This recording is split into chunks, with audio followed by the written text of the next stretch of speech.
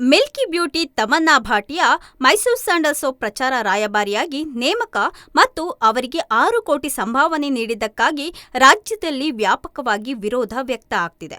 ಇದೇ ಸಂದರ್ಭದಲ್ಲಿ ಮಾಜಿ ಖ್ಯಾತ ಕ್ರಿಕೆಟಿಗ ಅನಿಲ್ ಕುಂಬ್ಳೆ ಯಾವುದೇ ಸಂಭಾವನೆಯನ್ನ ಪಡೆಯದೆ ಕರ್ನಾಟಕ ಸರ್ಕಾರದ ಮಹತ್ವದ ಜವಾಬ್ದಾರಿ ವಹಿಸಿಕೊಂಡಿದ್ದಾರೆ. ರಾಜ್ಯ ಅರಣ್ಯ ಇಲಾಖೆ ಮತ್ತು ವನ್ಯಜೀವಿ ಸಂರಕ್ಷಣಾ ರಾಯಭಾರಿಯಾಗಿ ಅನಿಲ್ ಕುಂಬ್ಳೆ ಅವರನ್ನ ರಾಜ್ಯ ಸರ್ಕಾರ ನೇಮಕ ಮಾಡಿದೆ.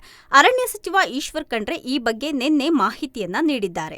ಅರಣ್ಯ ಮತ್ತು ಪರಿಸರ ಸಂರಕ್ಷಣೆ ಹಾಗೂ ಸಾರ್ವಜನಿಕರಲ್ಲಿ ಜಾಗೃತಿ ಮೂಡಿಸುವಂತಹ ಉದ್ದೇಶದಿಂದ ಕುಂಬ್ಳೆ ಅವರನ್ನ ಕರ್ನಾಟಕ ರಾಜ್ಯ ಅರಣ್ಯ ಮತ್ತು ವನ್ಯಜೀವಿ ರಾಯಭಾರಿಯಾಗಿ ನಾಮನಿರ್ದೇಶಿಸಲು ನಿರ್ದೇಶನ ಕೊಟ್ಟಿದ್ದೇವೆ.